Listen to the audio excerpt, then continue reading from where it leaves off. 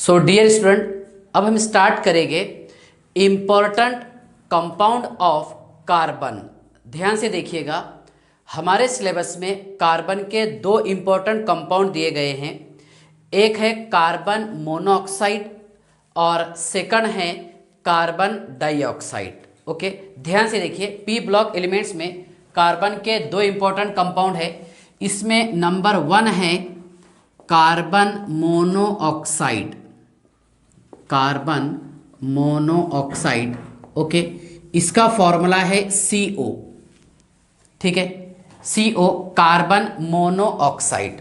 ठीक है, सबसे पहले हम इसका प्रिपरेशन समझ लेंगे। प्रिपरेशन ऑफ कार्बन मोनोऑक्साइड, ठीक है ना।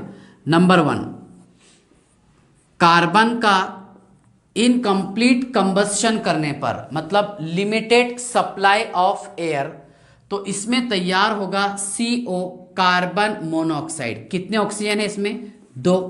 ये कार्बन सॉलिड फॉर्म में था, 2 ऑक्सीजन मैंने बैलेंस कर दिया बेटा। यहाँ पर कार्बन कितने हो गए? 2 हो गए, ये 2 मोल। ओके, तो यहाँ पर लिमिटेड सप्लाई ऑफ एयर करेंगे हम। ठीक है, मीन्स कार्बन का इनकम्प्लीट कंबस्शन करने पर तैयार होता है कार्बन मोनोऑक्साइड। क्या तैयार होगा? Carbon monoxide. ठीक है ना। सेकंड पॉइंट ध्यान से देखिएगा, क्या इसका लेबोरेटरी मेथड क्या है? लैब मेथड कार्बन मोनोऑक्साइड तैयार करने के लिए। ओके, देखिए यहां लिखिए बेटा हमने H bond C double bond O OH। इसका नेम है फॉर्मिक एसिड। क्या नेम है इसका? Formic acid. Okay, formic acid को हम हीट करेंगे at 373 kelvin in presence of H2SO4।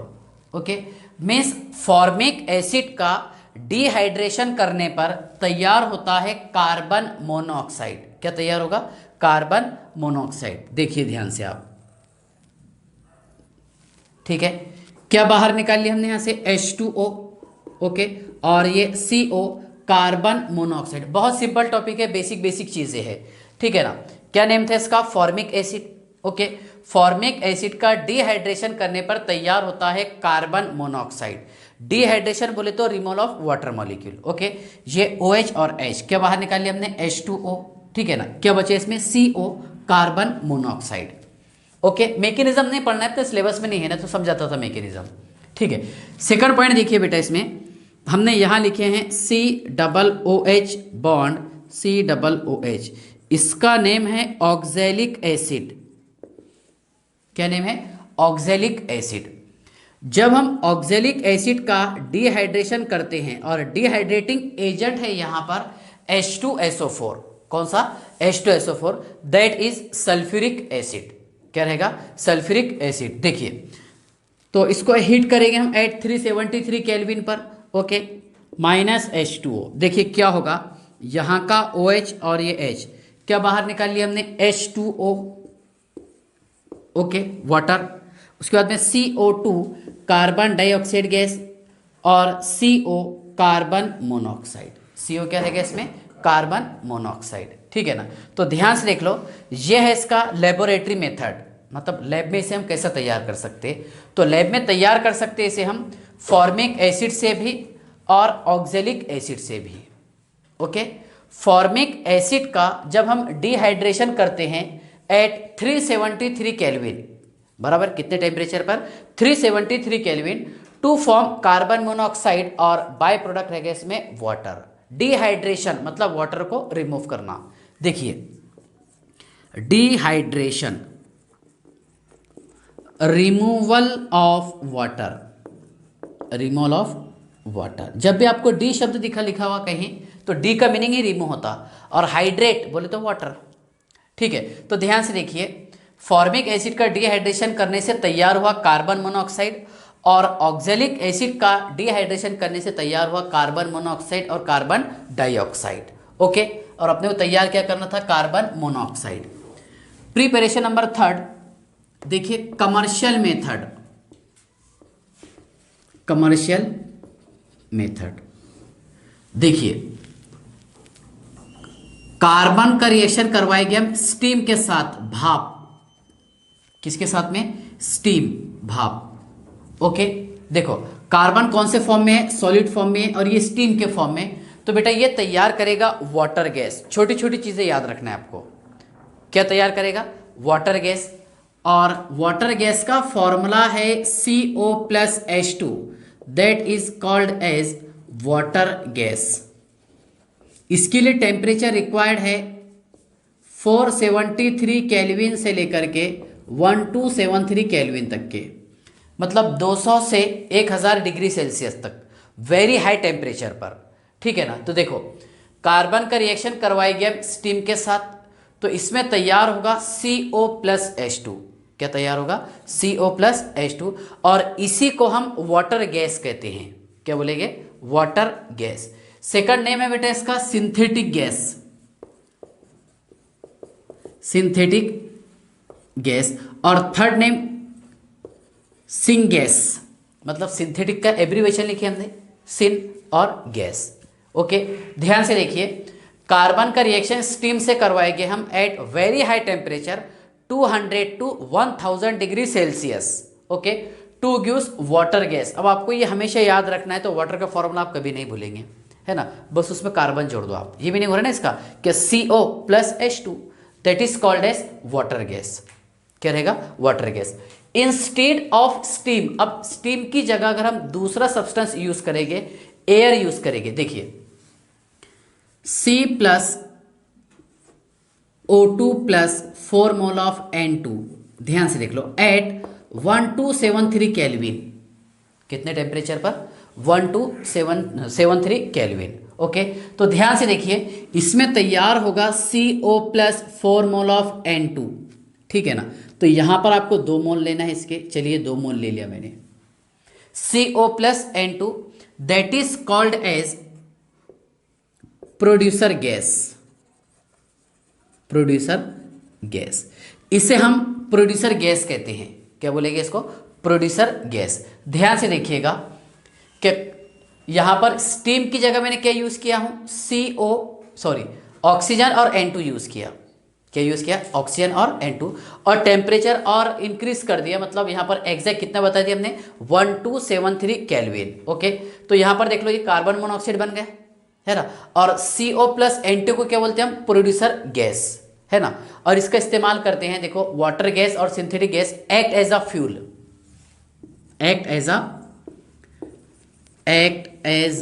Fuel, fuel के तौर पर इस्तेमाल करते हैं किसका, कार्बन मोनोऑक्साइड का, मतलब प्रोड्यूसर गैस का और वाटर गैस का।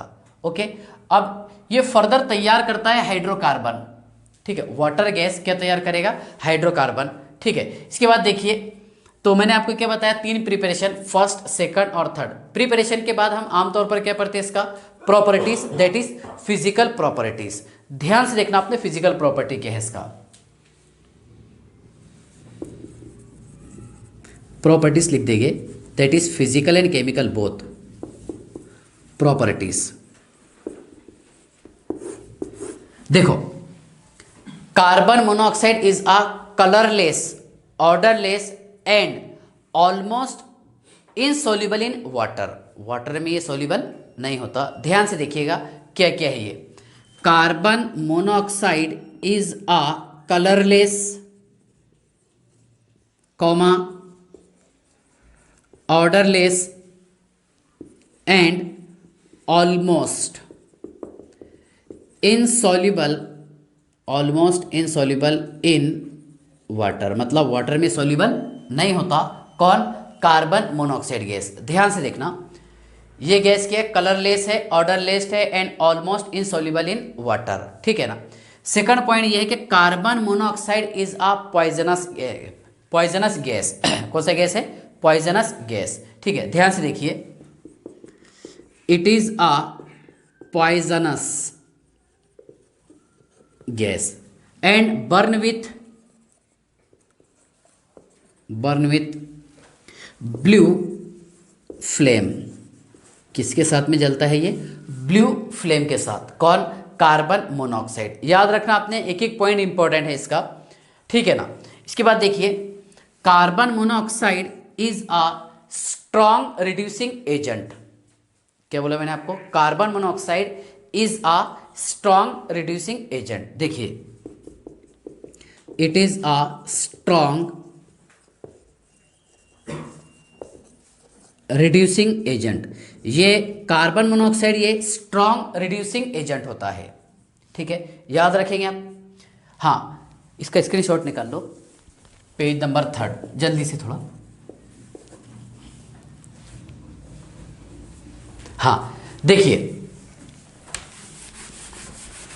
ये एक एक पॉइंट बताऊं मैं आपको, रिड्यूसिंग एजेंट क्या है। ठीक है,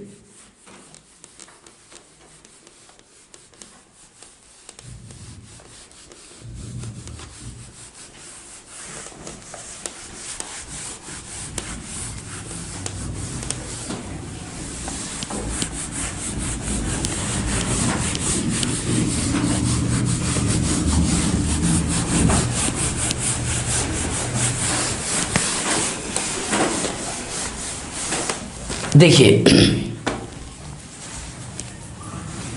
फोर्थ है कि कार्बन मोनोऑक्साइड अगर हमारे बॉडी में इनहेल होता है तो इससे सफोकेशन होता है। ध्यान से सुनो आप, क्या होता है इससे। देखो, अगर ये हमारे बॉडी में इनहेल होता है, ठीक है, तो इससे सफोकेशन होता है। मान लो ऑक्सीजन की जगह अगर कार्बन मोनोऑक्साइड का परसेंटेज किसी प्लेस पर ज़्यादा है और हमारे बॉडी में CO अगर इनहेल हो रहा, बॉडी में अगर अंदर जा रहा, तो ये Hb के साथ कंबाइन होकर के तैयार करेगा कार्बोऑक्सी हेमोग्लोबिन। क्या तैयार करेगा? कार्बोऑक्सी हेमोग्लोबिन। इस साल नीट का क्वेश्चन था ये, CO+Hb ये तैयार करेगा बेटा COHb, इसका नेम है carboxy haemoglobin. Okay, carboxy haemoglobin. Okay, और अगर हम ऑक्सीजन मान लो हमारे बॉडी में गए, इनहेल हुआ, तो Hb के साथ कंबाइन होकर के ये तैयार करता है HbO2 oxy haemoglobin. Oxy haemoglobin, ध्यान से देख लो आप। कार्बन मोनोऑक्साइड Hb है ना, जो ब्लड में प्रेजेंट होगा, बराबर है ना। और Hb में क्या प्रेजेंट रहता? आयरन, जिसका ऑक्सीडेशन स्टेट +2 होता। ये बायोलॉजी में क्वेश्चन पूछा हुआ था। ठीक है, तो ध्यान से देखिए, COHb के साथ कंबाइन होकर के क्या तैयार कर रहा है हमारे बॉडी में? कार्बोऑक्सी हेमोग्लोबिन। बराबर, क्या तैयार करेगा? कार्बोऑक्सी हेमोग्लोबिन। और ये बॉन्ड परमानेंट बॉन्ड हो जाता। कौन का? देखो, CO+Hb कौन सी बॉन्ड तैयार करते हैं? Permanent bond.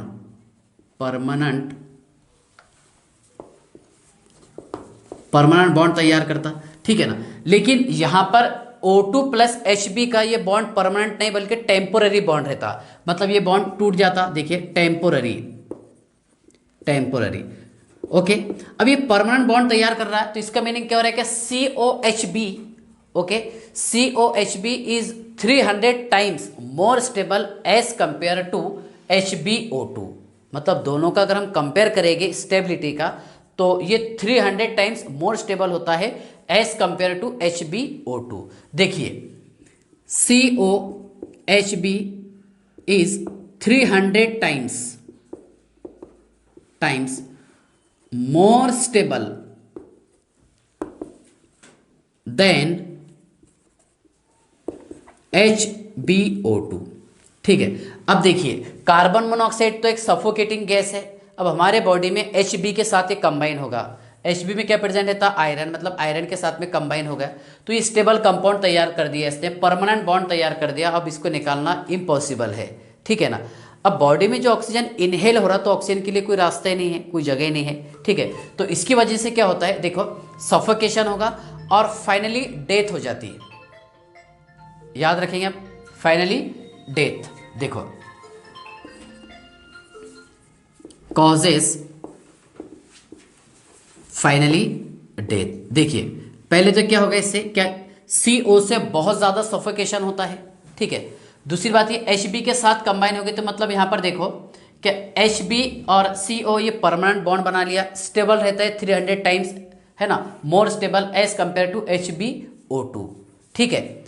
तो ध्यान से देख लो, जब ये परमानेंट बॉन्ड तैयार हो जाए तो मतलब यहाँ पर बॉन्ड नहीं टूटेगा, और Hb जो प्रोड्यूस करता था CO2 कार्बन डाइऑक्साइड गैस, बराबर है ना, एक्सहेल करते हैं हम तो वहाँ पर एक्सहेल करने के लिए चांस नहीं होगा, मतलब क्या होगा, इससे सफोकेशन होगा और फाइनली इससे डेथ हो जाती है, जो आप बायोलॉजी में पढ़ते रहते होंगे, ठीक है ना। तो ध्यान से देख लो, आपको इतना याद रखना था कि कार्बन मोनोऑक्साइड Hb के साथ रिएक्शन करके COHb बनाता है, कार्बोक्सी हेमोग्लोबिन, और ऑक्सीजन ये Hb के साथ रिएक्शन करके क्या बनाता है, ऑक्सी हेमोग्लोबिन, लेकिन ये टेम्पोररी बॉन्ड होता है और ये परमानेंट बॉन्ड होता है। अब देखिए टेम्पोररी और परमानेंट बॉन्ड कैसा होता है, मैं वो आपको समझा देता, ध्यान से देखिए। CO के स्ट्रक्चर पर से, ठीक है, देखिए CO कार्बन मोनोऑक्साइड, यहां लिखे हमने C triple bond O, okay, ये स्ट्रक्चर है किसका, कार्बन मोनोऑक्साइड का, बराबर है ना, क्योंकि कार्बन का एटॉमिक नंबर कितना 6, इलेक्ट्रॉनिक कॉन्फिगरेशन 1s2 2s1, ये मैं एक्साइटेड स्टेट लिख रहा 2px1, ओके, 2py1 और 2pz1, ऐसी है ना। ऑक्सीजन का एटॉमिक नंबर कितना है 8 है, electronic configuration 1s2 2s2 2px2 2py1 और 2pz1, ओके, ये ES और ये ग्राउंड स्टेट तो सेम रहेगा, ठीक है ना। तो ध्यान से देखिएगा, कार्बन आउटर मोशन में कितने इलेक्ट्रॉन, एक ये और 3 S वाले, ओके, 1 2 3। ऑक्सीजन के आउटर मोशन में ध्यान से देखिए क्या है, 2s2 2px2 2py1 2pz1, ये वाले, सही है ना। देखो मैं आपको लेविस डॉट स्ट्रक्चर से समझा देता, ये कार्बन कितने इलेक्ट्रॉन बताया मैंने आपको, 1 2 3 और ये 4, ओके, चारों भी अनपेड इलेक्ट्रॉन है कार्बन के। और ऑक्सीजन के देखिए आप 6 इलेक्ट्रॉन है, 6 इलेक्ट्रॉन में से 2 इलेक्ट्रॉन तो पेयर है जो आपके सामने दिखाई दे रहे, 2 इलेक्ट्रॉन पेयर है और 2 इलेक्ट्रॉन अनपेयर्ड है। देखिए ये स्ट्रक्चर कैसे बन रहा है बताता आपको, ठीक है ना। तो यहाँ पर पहले शेयरिंग हो जाएगा C डबल बॉन्ड O, है ना, ये इलेक्ट्रॉन का शेयरिंग इसके साथ, इसका शेयरिंग इसके साथ, लेकिन फिर भी ऑक्सीजन पर 2 लोन पेयर बाकी है और ये कार्बन पर ये 2 इलेक्ट्रॉन एज इट इज बाकी है, ओके। आगे क्या होगा ध्यान से देखिएगा आप, देखिए आगे क्या होगा इसमें, क्या ये देखो यहाँ पर तो 2 4 6 इलेक्ट्रॉन है कार्बन के, मतलब ऑक्टेट कंप्लीट नहीं हुआ, और ये 2 4 और एक बॉन्ड बोल तो 2 इलेक्ट्रॉन, 2 बॉन्ड 4 इलेक्ट्रॉन, कितने 8 इलेक्ट्रॉन, इसका ऑक्टेट कंप्लीट हो गया। तो ऑक्सीजन क्या करेगा, इसको इलेक्ट्रॉन की जोड़ी दे करके कोऑर्डिनेट बॉन्ड बनाता, कौन सी बॉन्ड, कोऑर्डिनेट, ये ऐसा हम रिप्रेजेंट करते कोऑर्डिनेट को, बराबर है ना, कोऑर्डिनेट बॉन्ड, ठीक है। तो ऑक्सीजन ने इलेक्ट्रॉन की पेयर डोनेट कर दिया किसको, कार्बन को, इसलिए C ट्रिपल बॉन्ड O तैयार होगा, जैसा हम लिखते हैं ना C ट्रिपल बॉन्ड O, और ये लोन पेयर बताते हैं, एक लोन पेयर और ये दूसरा लोन पेयर, इस पर चार्ज कौन सा है, नेगेटिव, ओके।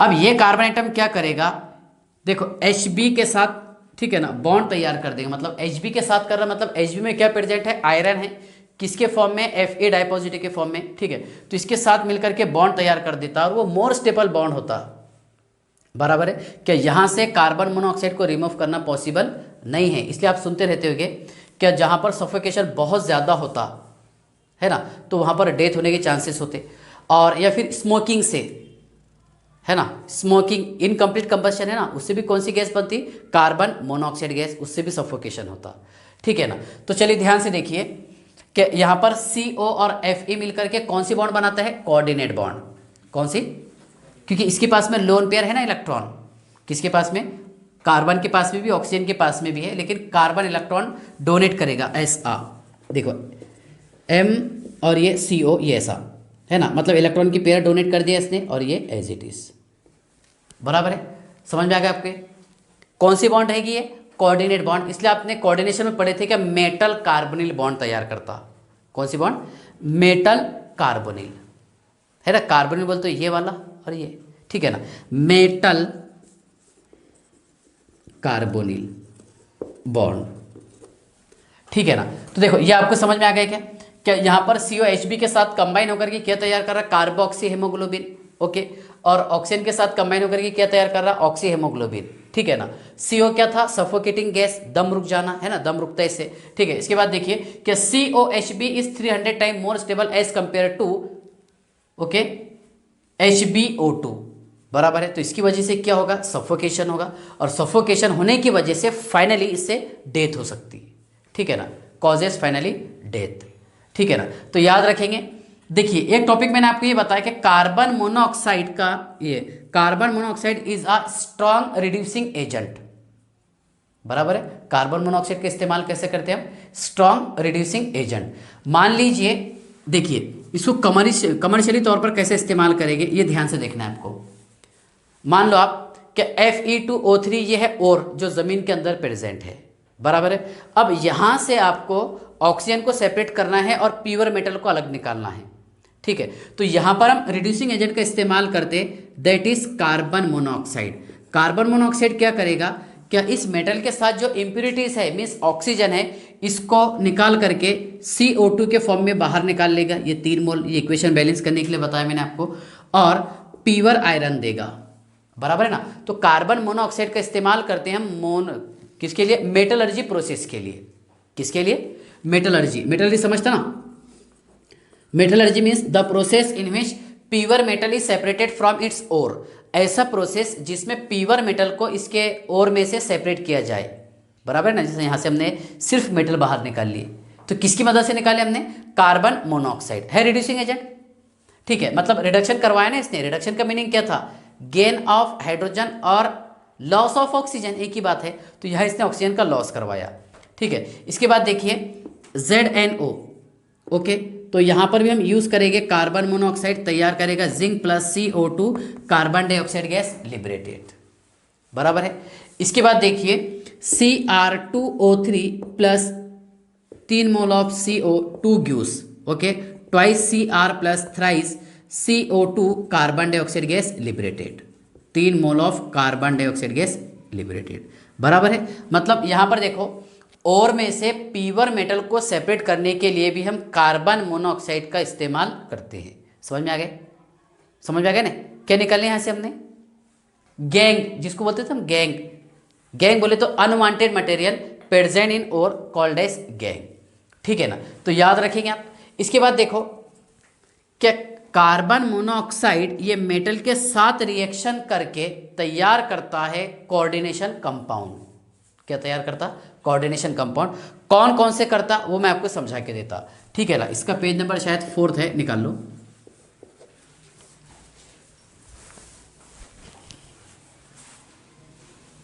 देखिए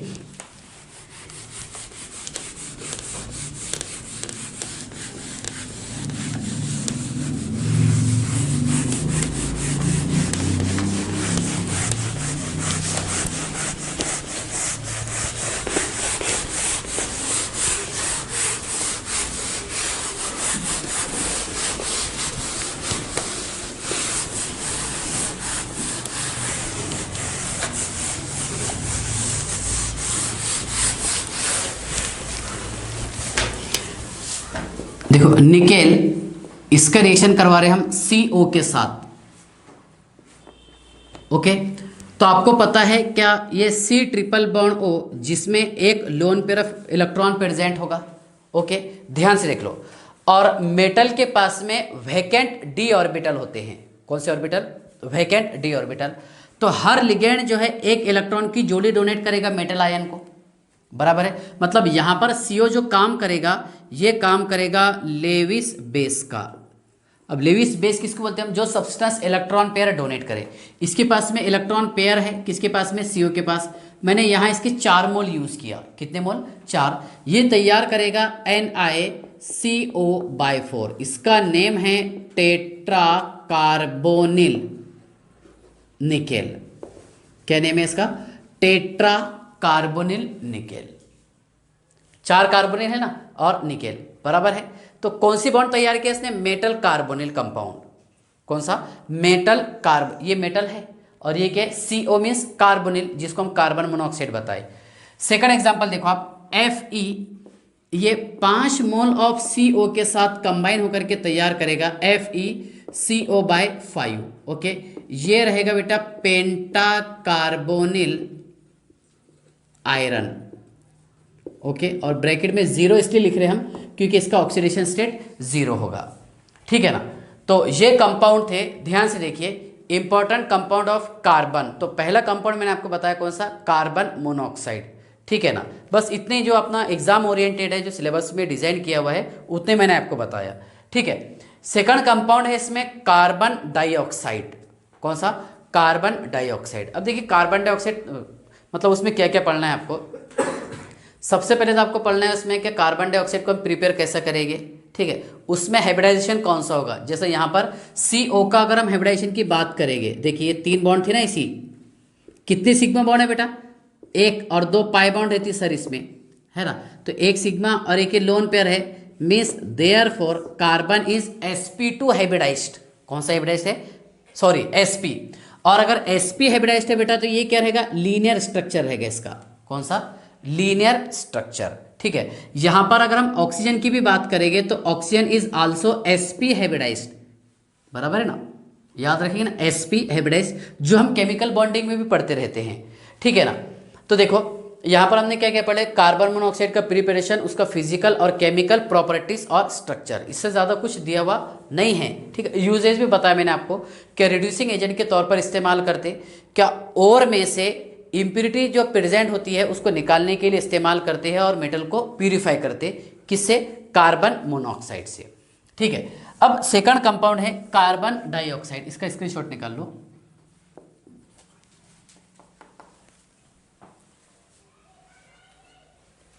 हाँ देखिए बेटा, सेकंड वाला कंपाउंड है इसमें carbon dioxide, CO2, carbon dioxide. तो कार्बन डाइऑक्साइड का आपको प्रिपरेशन पढ़ना है, उसका प्रॉपर्टीज, स्ट्रक्चर, ठीक है। देखिए carbon dioxide CO2, okay, carbon dioxide. देख लो, सबसे पहले समझ लीजिए इसका हम preparation of carbon dioxide. Example number 1, carbon का रिएक्शन करवाएंगे हम ऑक्सीजन के साथ, मतलब यहां पर होगा कंप्लीट कंबस्शन। क्या होगा? Complete combustion. देखिए इससे पहले मैंने आपको इनकम्प्लीट बताया था, जहां पर लिमिटेड सप्लाई ऑफ एयर था, यहां पर क्या रहेगा? एक्सेस में रहेगा। तो देखिए बेटा, यहां तैयार होगा कार्बन डाइऑक्साइड, और ये होता है गैसियस फॉर्म में, ये गैस है और ये सॉलिड, ओके। कार्बन डाइऑक्साइड ये एटमॉस्फेयर में 0.03% बाय मास होता है, या फिर वॉल्यूम बोलेंगे, बाय वॉल्यूम, है ना, इन एटमॉस्फेयर। किसमें? इन एटमॉस्फेयर, ओके। देखो एटमॉस्फेयर में जैसा नाइट्रोजन गैस कितना बताया मैंने आपको, 78%, ऑक्सीजन कितना है? 21%, और 1% में अदर गैसेस है। तो उसी में कार्बन डाइऑक्साइड कितना रहेगा बेटा? 0.03%। कितना? 0.03%। ध्यान से देखना। और यही कार्बन डाइऑक्साइड गैस ये रिस्पॉन्सिबल है ग्रीन हाउस इफेक्ट के लिए। किसके लिए? ग्रीन हाउस इफेक्ट, ठीक है ना। बताता मैं आपको पूरा स्टेप बाय स्टेप। सबसे पहले देखिए, हम प्रिपरेशन पढ़ रहे थे कि कार्बन का कंप्लीट कंबशन करने से तैयार होगा सर कार्बन डाइऑक्साइड, बन गया। सेकंड, हाइड्रोकार्बन का कंबशन करने पर तैयार होता है कार्बन डाइऑक्साइड प्लस वाटर। यहां पर भी हम कंप्लीट कंबशन करेंगे हाइड्रोकार्बन। देखो कितने कार्बन है बेटा यहां पर? एक, तो मैंने एक CO2 लगा दिया। H कितने यहां पर? 4, 2 H2 लगा दिया मैंने। ऑक्सीजन कितने हो गए? 2 2 4, तो यहां आपको 2 मोल लेना है। अगर मान लो यहां पर आप ऐसा लेते C6H6 लेते, बेंजीन, क्या नेम है? बेंजीन। बेंजीन का हम कंप्लीट कंबशन कर रहे हैं, देख लो। इसमें तैयार हो जाएगा carbon dioxide plus 3 mole of water, ये 6 कार्बन। 6 कार्बन बैलेंस हो गए सर। हाइड्रोजन कितने हैं इसमें? 6, ये बैलेंस कर दिए। सबसे पहले आपको कार्बन हाइड्रोजन बैलेंस करना है इस इक्वेशन में, ठीक है ना। लेकिन ऑक्सीजन काउंट कर लीजिए आप, कितने हो गए? 12 और 3 15, यहाँ पर 2 है। कैसा करेगा आप इसको? सर इसको हम 15/2 कर देंगे। क्या कर देंगे इसको? 15/2, सही है ना, 7.5। ये 2 कैंसिल हो जाएंगे, 15। अब ये बाय वाला अच्छा नहीं लगता तो हम क्या करते थे? जनरली इस पूरी इक्वेशन को 2 से मल्टीप्लाई करते। 2 से इसको मल्टीप्लाई करेंगे तो 2 से इसको भी करेंगे, 2 कैंसिल, ओके। इसको 2 से मल्टीप्लाई कर देंगे, ये 12, और इसको 2 से मल्टीप्लाई 6। देख लो आप पूरा बैलेंस है क्या नहीं है। कार्बन कितने? 12 बैलेंस। हाइड्रोजन कितने हैं? 12 बैलेंस। ऑक्सीजन कितने बेटा इसमें? 30, 24 और 6 30, हो गया बैलेंस। समझ में आ रहा है क्या? ठीक है, तो इस पर अपना एक यूट्यूब पर लेक्चर भी अवेलेबल है मोल कंसेप्ट में। पहले लेक्चर मैंने इसी टॉपिक से स्टार्ट किया था। क्या हाइड्रोकार्बन का कंप्लीट कंबस्शन करने से तैयार होता है कार्बन डाइऑक्साइड और वाटर, कौन सा भी इक्वेशन बैलेंस कर सकते हैं। अगर आप प्रैक्टिस के हिसाब से देखना चाहते हैं तो देखिए C2H4, इसका हम कंबस्शन कर रहे हैं बेटा, तो इसमें तैयार होगा carbon dioxide plus water. H दो थे इसलिए मैंने डायरेक्ट ट्वाइस H2O कर दिया। कार्बन कितने बेटा यहाँ पर 2, ये बैलेंस। ऑक्सीजन काउंट कर लीजिए आप कितने हो गए, 4 2 6, ये 3 है ना, 3 मोल लेना पड़ेगा तब जाकर के इक्वेशन बैलेंस होगा, ऐसी है ना। ठीक है, देखो इसके बाद में देखिए, क्या ग्लूकोज का फर्मेंटेशन करने पर तैयार होता है इथाइल अल्कोहल और कार्बन डाइऑक्साइड। देखिए थर्ड है ग्लूकोज C6H12O6, ओके, इसका फर्मेंटेशन करेंगे हम इन प्रेजेंस ऑफ जाइमेस, ये एंजाइम्स है that is called as biocatalyst. Okay, तो इसमें तैयार होगा बेटा C2H5OH plus CO2 carbon dioxide.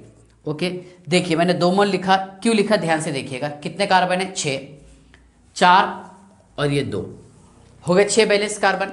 Hydrogen कितने हैं इसमें 12, 10, ये 10 और ये 2 12 है ना, 5 6 6 2 12। ऑक्सीजन कितने प्रेजेंट बेटा इसमें, ऑक्सीजन है 6, ये 4 और ये 2 6। मतलब ग्लूकोज का फर्मेंटेशन करने पर तैयार होता है इथेनॉल प्लस कार्बन डाइऑक्साइड, और आपको तैयार क्या करना था, कार्बन डाइऑक्साइड। हो गया कार्बन डाइऑक्साइड तैयार, ठीक है ना। नेक्स्ट फोर्थ प्रिपरेशन देखिए इसका, क्या कैल्शियम कार्बोनेट का डीकम्पोजिशन करेंगे हम एट वेरी हाई टेम्परेचर, बहुत हाई टेम्परेचर पर, ठीक है, तो तैयार होगा CaO plus CO2 carbon dioxide, है ना। ये लाइम स्टोन है, चूने का पत्थर जिसको बोलते हैं हम, लाइम स्टोन। ओके, क्या तैयार होगा इसमें, calcium oxide plus carbon dioxide gas liberated, हो गया कार्बन डाइऑक्साइड। नेक्स्ट अगर हम यहां पर कैल्शियम कार्बोनेट पर एसिड ऐड करेंगे HCl, ओके, तो देखिए यहां पर बनेगा CaO plus CaCl2 plus H2O plus CO2। देखिए मैं इक्वेशन बैलेंस करके देता हूं, कितने Cl हो गए बेटा यहाँ पर 2 हो गए, ये 2 मोल लेना है। CaCl2 balance, 2 hydrogen 1 oxygen H2O और कार्बन डाइऑक्साइड, कार्बन डाइऑक्साइड, हो गया पूरा बैलेंस, ठीक है। तो ध्यान से देखिएगा, ये था प्रिपरेशन ऑफ कार्बन डाइऑक्साइड। कि कार्बन डाइऑक्साइड को हम तैयार कैसा करेंगे, सिंपल है इसलिए इस पर थोड़ा बढ़ा दिया मैंने इसके लिए। देखिए कार्बन से क्या बना, पहले कार्बन डाइऑक्साइड कंप्लीट कंबस्शन करने पर। सेकंड, क्या हाइड्रोकार्बन का कंबशन करते हैं हम, कंप्लीटली कंबशन करेंगे तो इसमें तैयार होगा कार्बन डाइऑक्साइड और वाटर, ठीक है ना। ग्लूकोज का, ये ग्लूकोज का फॉर्मूला है और यह है इथेनॉल। ओके, ग्लूकोज का फर्मेंटेशन करने पर तैयार होता है ethanol, ethyl alcohol. Okay, limestone calcium carbonate का डीकम्पोजिशन करेंगे हम हाई टेम्परेचर पर तो तैयार होता है CaO plus CO2 carbon dioxide, ठीक है ना। अगला है कि कैल्शियम कार्बोनेट पर हम ऐड करेंगे, क्या ऐड करेंगे, HCl हाइड्रोक्लोरिक एसिड, तो इसमें तैयार होगा CaCl2 प्लस H2O और कार्बन डाइऑक्साइड, और अपने तैयार क्या करना था, CO2 कार्बन डाइऑक्साइड। ओके, इसके बाद बेटा ध्यान से देखिएगा, अगला टॉपिक है इसमें physical properties. Physical properties of CO2, ध्यान से देखिए, जो हम एक्सहेल करते हैं ना, इनहेल क्या करते हैं हम, ऑक्सीजन, और एक्सहेल कार्बन डाइऑक्साइड। तो carbon dioxide is a colourless, odourless and tasteless gas, कोई कलर नहीं है इसका, कोई ऑर्डर नहीं है, कोई बू नहीं है इसकी, और कोई टेस्ट नहीं है, ठीक है। तो ध्यान से देखिएगा कि carbon dioxide is a colourless, comma, odourless and tasteless gas. ध्यान से देखिए, carbon dioxide is a colourless, odourless and tasteless gas, ठीक है ना। उसके बाद में सेकंड पॉइंट, क्या ये वाटर में बहुत लीस्ट सॉल्युबल होती है? कौन से? क्या? Carbon dioxide. देखो, it is very less soluble in water. Carbon dioxide gas ये वाटर में बहुत कम सॉल्युबल होती है, CO2, ठीक है ना। थर्ड पॉइंट ये है कि कार्बन डाइऑक्साइड गैस का नेचर एसिडिक होता है। कौन सा नेचर होता है इसका? एसिडिक। जैसा CO की अगर हम बात करेंगे तो न्यूट्रल होता है, जो मैं आपको मतलब शुरुआत में बताया था, लेक्चर के शुरुआत में बोले थे जब 14 ग्रुप स्टार्ट किए थे, ठीक है ना। तो कार्बन डाइऑक्साइड ये बेटा एसिडिक इन नेचर होता है, acidic in nature. Okay, carbon dioxide is acidic in nature, ठीक है ना। इसके बाद देखिए, जब वाटर से इसका रिएक्शन होता है ना, एसिडिक नेचर जो बताया मैंने आपको, तो मतलब एसिड तैयार करेगा, दैट इज कार्बोनिक एसिड। देखिए आप, H2CO3 that is called as carbonic acid. Okay, अब ये कार्बोनिक एसिड देखिए, H2CO3 क्या करेगा, ये 2 हाफ एरो बताया था मैं, वीक एसिड है इसलिए, HCO3 negative plus H positive, further HCO3 negative, इससे तैयार होगा CO3 die negative plus H positive, बराबर है।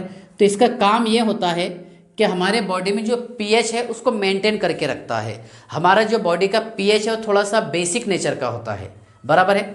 मेंटेन pH, हमारे बॉडी का जो pH है वो कौन सा? बेसिक नेचर का होता है थोड़ा सा, ठीक है ना।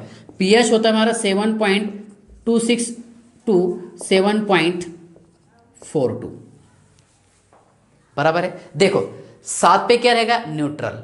7 के नीचे क्या होता है? एसिडिक, और 7 के ऊपर बेसिक। तो 7 से थोड़ा सा ऊपर है ना ये, तो मतलब थोड़ा सा ये जो pH है हमारे बॉडी का, ठीक है ना, मतलब ब्लड का pH की अगर हम बात करेंगे, बराबर, ब्लड का जो pH है वो स्लाइटली अल्कलाइन नेचर का होता है, मतलब बेसिक नेचर का। याद रखेंगे अपने बॉडी का pH कितना रहता, मतलब ब्लड का 7.26 से लेकर के 7.42, ठीक है ना। तो ध्यान से देखिए, क्या कार्बन डाइऑक्साइड का काम क्या रहता है कि हमारे बॉडी का या फिर हमारे ब्लड का जो pH है उसको ये मेंटेन करके रखता है, मतलब एसिडिटी होने नहीं देता। कौन? कार्बन डाइऑक्साइड, क्योंकि वाटर के साथ मिलकर के क्या बनाता है? कार्बोनिक एसिड, और कार्बोनिक एसिड जो अपना pH को मेंटेन करता, ठीक है। तो याद रखेंगे आप। देखिए यहाँ पर मैंने आपको अभी इसके फिजिकल प्रॉपर्टी बताया और एक उसमें केमिकल प्रॉपर्टी ऐड कर दिया कि पहले कार्बोनिक एसिड बनेगा वाटर के साथ में, ठीक है, और जो हमारे ब्लड का जो pH है उसको मेंटेन करता है, कितना है? 7.26 से लेकर के 7.42 तक के, ठीक है ना। चलिए इसका आप स्क्रीनशॉट निकाल लीजिए, पेज नंबर 5, पेज 6 है। चलिए, हाँ देखिए,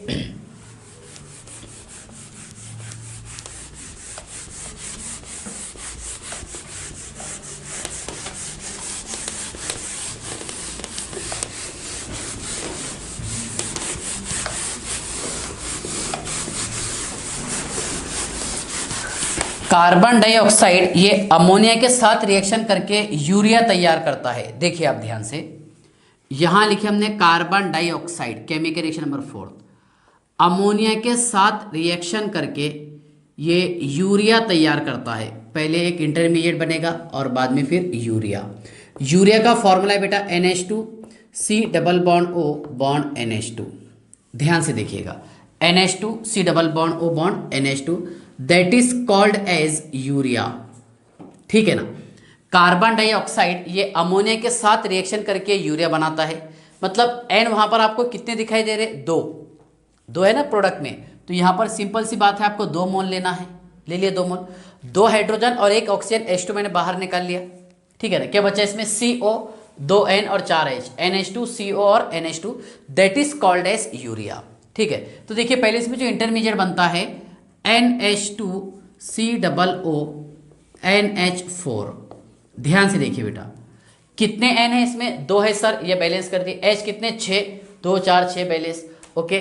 कार्बन 1 और 2 ऑक्सीजन, इसका नाम है ammonium carbamate, ammonium carbamate. Okay, देखिए कार्बन डाइऑक्साइड का रिएक्शन करवाए हमने अमोनिया के साथ तो यूरिया तैयार होता है। बीच में जो इंटरमीडिएट बन रहा उसका नाम है अमोनियम, NH4 है ना, क्या बोलेंगे अमोनियम और कार्बामेट, क्या बोलेंगे एस्टर के जैसा है अमोनियम कार्बामेट। ओके, ध्यान से देखिए, अब कार्बन डाइऑक्साइड ये ग्रीन हाउस इफेक्ट और जो हमारे अर्थ का टेम्परेचर बढ़ रहा है इसके लिए भी मोस्ट रिस्पॉन्सिबल है। ध्यान से देखिएगा,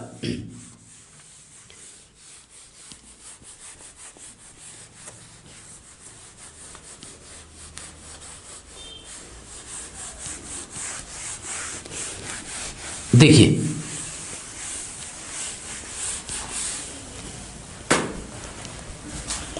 ग्रीन हाउस इफेक्ट,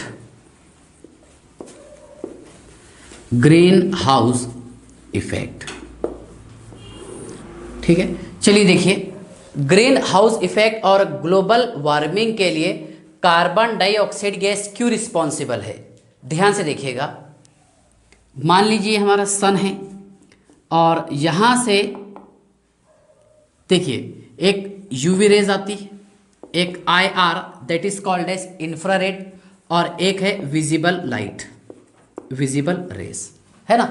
सन से कितने रेजेस आएंगी, 3, कौन कौन सी, यूवी रेस। ध्यान से देखिएगा, यूवी रेस, सेकंड वाला बताया बेटा मैंने आपको इंफ्रा रेड, ये है ultraviolet, ultraviolet rays, okay, और एक है विजिबल, ठीक है। चलिए ध्यान से देखिए, सन से तीन रेज आती है, यूवी रेस, इंफ्रारेड और विजिबल रेस, ओके। तो अल्ट्रा वायलेट रेस ये ओजोन लेयर से टकरा कर ऊपर, ओजोन लेयर से टकरा करके रिटर्न बैक चले जाएगी, मतलब इसका किस्सा खत्म हो गया, समझ लो, बराबर है।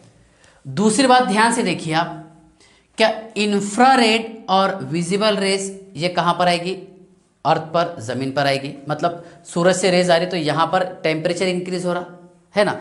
लेकिन देखो दुनिया में जितनी भी चीज़ें हैं, ज़मीन हो, प्लांट हो, हम तुम, है ना, ये सारी चीज़ें जो है सूरज से जो रेज आती, जो एनर्जी मिलती, उसको हम एब्जॉर्ब कर लेते रेज को, बराबर है ना। रेज एब्जॉर्ब करें मतलब उसका एनर्जी हम एब्जॉर्ब करते, ठीक है ना। तो चलिए ध्यान से देखिए, पहले तो इसका किस्सा खत्म हो गया। सेकंड पॉइंट ये है क्या, इंफ्रारेड और विजिबल रेस, ठीक है। तो इंफ्रारेड जो है ना IR, इससे हमारे को थोड़ी सी गर्मी फील होती है, जैसे अभी सर्दी के मौसम में अगर आप बाहर जाएंगे तो थोड़ा सा अपने को गर्मी फील होती है ना, तो ये किसकी वजह से होती, ये होती है हमारे को IR की वजह से। किसकी वजह से, IR that is infrared, feeling hot. तो देखिए यूवी रेस, IR, इंफ्रारेड और एक है विजिबल रेस। तो मैं आपको ये बता रहा था कि इंफ्रारेड है ना, ये मतलब इसके थ्रू हमारे क्या होगा, हॉट, गर्मी फीलिंग होगी, ओके। इसके बाद देखिए विजिबल रेस जो है, जो अभी हम यहाँ बैठे हुए, ये मतलब यहाँ पर सूरज से तो रेज आ रही है ऊपर से, तो ये रेस कौन सी है, विजिबल रेस, इसलिए हम देख पा रहे हैं ना एक दूसरे को, ठीक है। तो ध्यान से देखिए, सूरज क्या करता है, क्या मतलब एनर्जी नीचे प्रोवाइड करेगा, है ना, एनर्जी जो है तो नीचे आएगी इसमें, कहाँ पर, ज़मीन पर, ठीक है, दिन में। लेकिन रात के समय में क्या होता, ध्यान से देखिएगा, कि अर्थ जो है ये रेडिएशन रिलीज करती है। ध्यान से देखिए, अर्थ ये रेडिएशन रिलीज करेगी रात के समय में, रात के वक्त में, ठीक है। तो यहाँ पर क्या होगा, क्या ऊपर है बेटा, इधर समझ लीजिए आप, ये है ओजोन लेयर, क्या है, ओजोन लेयर, और ओजोन लेयर के नीचे होता है कार्बन डाइऑक्साइड, है ना। कार्बन डाइऑक्साइड बहुत ज़्यादा ऊपर भी इसलिए नहीं जा सकती हैं क्योंकि यहाँ पर कार्बन डाइऑक्साइड और अर्थ के बीच में क्या होता है, ग्रेविटेशनल फोर्स। कौन सा फोर्स, ग्रेविटेशनल फोर्स। ये ग्रेविटेशनल फोर्स ज़्यादा होने की वजह से CO2 भी डायरेक्टली ऊपर, बहुत ऊपर नहीं जा सकता, मतलब ऊपर एक छतरी के जैसा रहेगा, ओजोन लेयर के नीचे क्या रहेगा, कार्बन डाइऑक्साइड। ध्यान से सुनना आपने, देखिए अर्थ से जो रेडिएशन है ये ऊपर जा रही, समझ लो आप, एनर्जी के फॉर्म में, ठीक है। लेकिन कार्बन डाइऑक्साइड क्या करता है, मतलब रेडिएशन ऊपर जा रही, मतलब अर्थ जो है धीरे धीरे ठंडी होने करेगी, सही है ना। इसका मीनिंग क्या हो रहा है कि दिन में ज़मीन को गर्म कर दे रहा सूरज, बराबर है, और रात में सूरज तो गायब है, तो ज़मीन क्या करेगी, क्या रेडिएशन रिलीज करेगी, कि मेरे पास से रेडिएशन चले जाना और मैंने थोड़ा एक स्टेबिलिटी फील करना, ठीक है। तो इसमें क्या होगा देखिए, क्या रेडिएशन रिलीज करेगी, लेकिन कार्बन डाइऑक्साइड जो ऊपर प्रेजेंट है एटमॉस्फेयर में 0.03% है ना, तो ये नीचे है ओजोन लेयर के, ठीक है। तो ये जो रेडिएशन है ऊपर जाने वाली, तो कार्बन डाइऑक्साइड गैस ये रेडिएशन को ऊपर नहीं जाने देगी, बल्कि अपने पास रोक करके उसको है ना रिटर्न कर देगी। कहाँ पर? ज़मीन पर। ध्यान से सुनना आपने, कहाँ पर रिटर्न कर देगी? ज़मीन पर। जब ज़मीन पर रिटर्न करेगी तो ये रेडिएशन मतलब रिटर्न बैक आ गई, जो सूरज से आ रही पहले वो, और बाद में ये as it is return back, ठीक है ना। तो रिटर्न बैक होने की वजह से क्या होगा, क्या ज़मीन का टेम्परेचर बढ़ता जाएगा, बराबर ना। ज़मीन का टेम्परेचर बढ़ेगा तो मीन्स क्या होगा, यहाँ पर देखो, यहाँ पर होगा ग्लोबल वार्मिंग। क्या होगा? ग्लोबल वार्मिंग, ठीक है ना।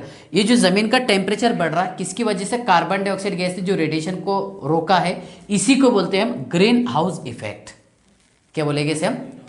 Green house effect. याद रखेंगे। दूसरी बात ये है, मान लो अगर हमने बहुत ज़्यादा ट्री और प्लांट लगाए, ज़मीन पर हमने ट्री और बहुत ज़्यादा प्लांट लगाए, तो प्लांट और ट्री क्या करेंगे कि कार्बन डाइऑक्साइड गैस को ले लेंगे, क्योंकि प्लांट का काम क्या रहता? प्लांट का सर ये काम रहता है कि जो कार्बन डाइऑक्साइड को ले करके उसको कन्वर्ट करता है ग्लूकोज में, ऐसा है ना। देखो, कार्बन डाइऑक्साइड प्लस वाटर, और ये किसके प्रेजेंस में? सर ये होगा इन प्रेजेंस ऑफ क्लोरोफिल, है ना। और क्लोरोफिल किसका कॉम्प्लेक्स होता है? मैग्नीशियम का, ठीक है ना। तो देखो, प्लांट जो है फोटोसिंथेसिस प्रोसेस के थ्रू, फोटोसिंथेसिस प्रोसेस के थ्रू प्लांट जो है कार्बन डाइऑक्साइड गैस को एब्जॉर्ब कर लेगा, ठीक है ना। और कार्बन डाइऑक्साइड का कन्वर्जन ये करता है किसमें? ग्लूकोज में। किसमें? ग्लूकोज।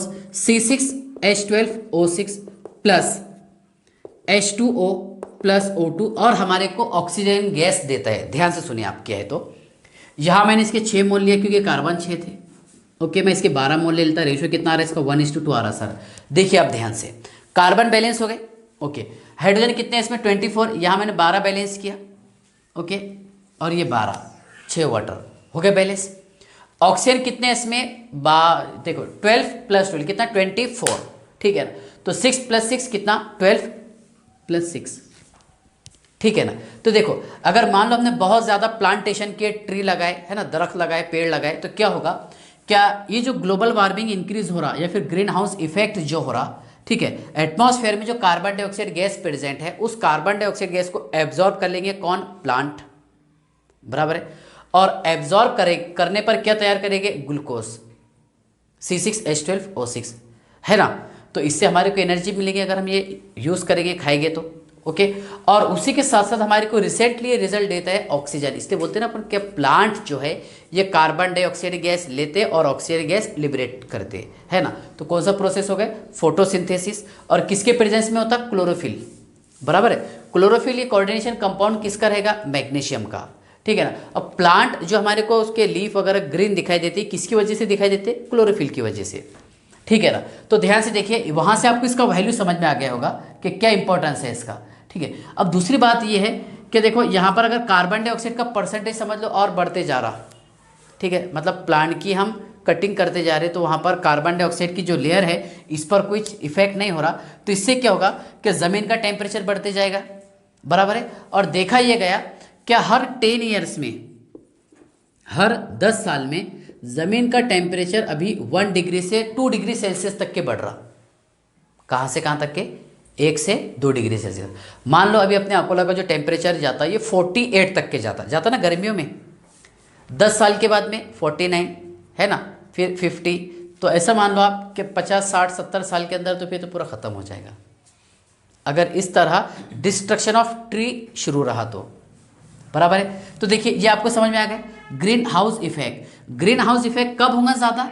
जब कार्बन डाइऑक्साइड का अमाउंट ज़्यादा हो, मतलब जब डिस्ट्रक्शन ऑफ प्लांट हो या फिर प्लांटेशन का प्रोसेस ना हो, ठीक है ना। तो ये था ग्रीन हाउस इफेक्ट, ओके। और देखो, कार्बन डाइऑक्साइड का रिएक्शन अमोनिया के साथ करते हैं हम, तो क्या तैयार होता है इसमें? यूरिया। क्या बनेगा? यूरिया, ठीक है ना। प्लांट जो है कार्बन डाइऑक्साइड को एब्जॉर्ब करके क्या तैयार करता है? ग्लूकोज और हमारे लिए लिबरेट करता है ऑक्सीजन। बराबर है ना, क्या लिबरेट करता है? ऑक्सीजन। ठीक है, तो इस तरह अपना ये टॉपिक एंड हो गया। क्या इंपॉर्टेंट कंपाउंड ऑफ, ठीक है, कार्बन कौन कौन से?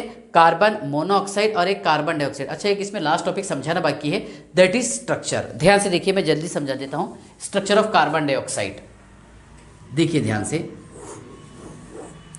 ये स्ट्रक्चर जो हम डायरेक्टली ऐसा इस तरह पढ़ लेते, कार्बन डाइऑक्साइड, ओके, जिसपे lone pair of electron present है और इसमें कार्बन एटम sp हाइब्रिडाइज्ड है।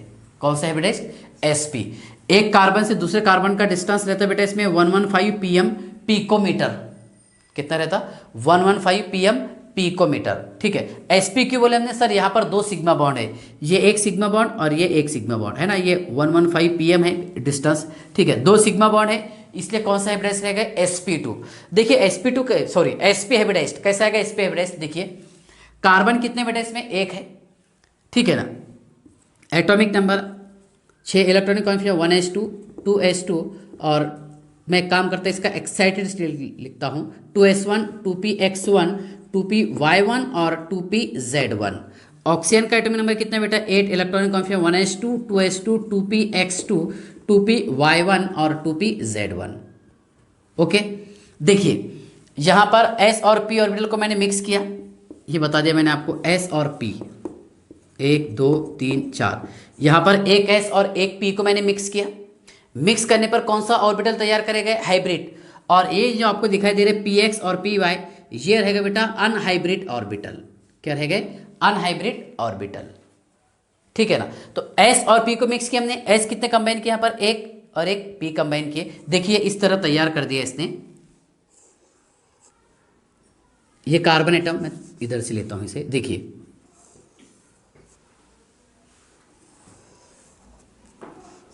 एक s और एक p ऑर्बिटल हमने सर कंबाइन किया यहाँ पर क्या प्रेजेंट है? यहाँ पर है कार्बन, है ना, हाइब्रिड s और p को हमने मिक्स किए। ठीक है, कितने अनपेड इलेक्ट्रॉन प्रेजेंट है? यहाँ पर एक है सर, और इधर भी एक अनपेड इलेक्ट्रॉन प्रेजेंट है। दिखा आपको? इसके बाद ध्यान से देखिएगा, दो मतलब py और pz वाले ऑर्बिटल, क्या बताया मैंने आपको? अनहाइब्रिड, जिनका मिक्सिंग नहीं हुआ। मिक्सिंग नहीं होगा मतलब इनका शेप देखिए बेटा, ये एज इट इज रहेगा। ये px मान लीजिए आप एक, या फिर py मान लीजिए, और एक pz मान लीजिए। ओके, एक एक। अच्छा, इसमें ऑक्सीजन एटम कितने हैं? 2 है, बराबर है। देखिए तो ये 2s2 2px2 2py1 और 2pz1। x के पास में एक अनपेड इलेक्ट्रॉन प्रेजेंट है और y के पास में एक अनपेड इलेक्ट्रॉन प्रेजेंट है। तो देखिए यहां पर क्या करेगा? पहला ऑक्सीजन एटम इसके साथ में पहले शेयरिंग कर लेगा। ओके, देखिए, ठीक है ना, यहां पर है सर ऑक्सीजन एटम। ओके, ठीक है, सेकंड वाला ऑक्सीजन देखिए ध्यान से आप, ये वाला ऑक्सीजन शेयरिंग कर लेगा। ओके, एक एक 2 इलेक्ट्रॉन, ठीक है ना। इसके बाद में देखिए आप, ये अनहाइब्रिड है भी, हमने डायरेक्ट इसको ऐसे इसके साथ में कंबाइन किए कार्बन के। अब ये देखिए आप, ये एक मान लीजिए आप px ये वाला, और सेकंड वाला कौन सा मान लिया हमने? py, और एक इलेक्ट्रॉन पेयर है जो एज इट इज बाकी है, ये वाला। ठीक है ना, इसको मैं यहाँ पर ही रहने देता हूँ, या फिर लोन पेयर यहाँ बता देता ऑक्सीजन पर। बीच में ये ऑक्सीजन एटम, और यहाँ मैंने ये एक लोन पेयर बता दिया, और ये दूसरे वाला लोन पेयर। ध्यान से देखना है आपको। देखिए एक ऑक्सीजन एटम, कितने इलेक्ट्रॉन थे इसके पास? अनपेड 2 थे ना, ये एक है और एक ये, तो कार्बन एटम के साथ शेयरिंग करके इसने सिग्मा बॉन्ड बना दिया, दैट इज सिंगल बॉन्ड बना दिया। ठीक है, यहाँ पर ये सेकंड ऑक्सीजन एटम देखिए, ठीक है, एक ऑक्सीजन एटम इसका एक इलेक्ट्रॉन, और दूसरा इलेक्ट्रॉन ये वाला रहेगा बेटा, देखिए इसमें। ओके, और 2 लोन पेयर ऑफ इलेक्ट्रॉन। तो यहाँ पर इस एटम का एक इलेक्ट्रॉन ऑक्सीजन का और कार्बन का एक इलेक्ट्रॉन, ये मिलकर के पाई बॉन्ड बना देगा। कौन सा बॉन्ड बनाएगा? Pi bond. और ये ऑक्सीजन एटम इसका एक इलेक्ट्रॉन इस कार्बन के साथ मिलकर के ये पाई बॉन्ड बना देगा। मतलब अल्टीमेटली इसका स्ट्रक्चर ऐसा बन रहा है, देखिए पहले तो C बॉन्ड C, ये C बॉन्ड O, ये वाला है ना, ये ऑक्सीजन है यहाँ पर, और इधर लेफ्ट वाला ये ऑक्सीजन है ना। ये ऑक्सीजन का एक इलेक्ट्रॉन, कार्बन का एक इलेक्ट्रॉन शेयरिंग करके इसने सिग्मा बॉन्ड बना दिया। इधर देखिए आप, ये कार्बन का एक इलेक्ट्रॉन और ऑक्सीजन का एक इलेक्ट्रॉन ये मिलकर के सिग्मा बॉन्ड बना दिया सिग्मा बॉन्ड। उसके ऊपर देखिए ये ऑक्सीजन एटम का कौन से वाला ऑर्बिटल था, पीजेड वाला था सर। पीजेड का एक इलेक्ट्रॉन और कार्बन का एक इलेक्ट्रॉन है ना, हाइब्रिड वाला, ठीक है। ये मिलकर के पाई बॉन्ड बनाए, दिखा पाई बॉन्ड आपको, पी पाई। दूसरा वाला कार्बन देखिए, ये कार्बन, इसका एक इलेक्ट्रॉन और ऑक्सीजन का एक इलेक्ट्रॉन, ये मिलकर के पाई बॉन्ड बना दिया। अब ऑक्सीजन के जो लोन पेयर ऑफ इलेक्ट्रॉन बाकी थे, कौन से वाले, ये 2s और 2px वाले, दिख रहे ना, 2s और 2px वाले दोनों इलेक्ट्रॉन एज इट इज थे। तो ये 2 इलेक्ट्रॉन और ये 2 इलेक्ट्रॉन, इसका मतलब इस तरह हाइब्रिडाइजेशन होता, इसलिए यहाँ पर हाइब्रिडाइजेशन होगा sp हाइब्रिडाइजेशन। 2 सिग्मा बॉन्ड है, sp hybridization. Okay, bond line कितना रहेगा इसका, 115 pm पिकोमीटर। इसको और एक बार देख लेना आप यूट्यूब पर से, जो मैंने एक्सप्लेन किया, और अपना भी केमिकल बॉन्डिंग पढ़ाना बाकी है रेगुलर फिजिकल क्लासेस में, ठीक है ना। तो वहाँ पर मतलब 10-12 एग्जाम्पल लेंगे इस टाइप की, है ना, CH4, NH3, H2O, CO2, CO, बहुत सारे एग्जाम्पल, PCl5, SF6 एट्सेट्रा, ठीक है ना। तो आज के लिए इतना ही सफिशिएंट है, और नेक्स्ट लेक्चर में हम स्टार्ट करेंगे इंपॉर्टेंट कंपाउंड ऑफ सिलिकॉन, ठीक है। चलिए बाय।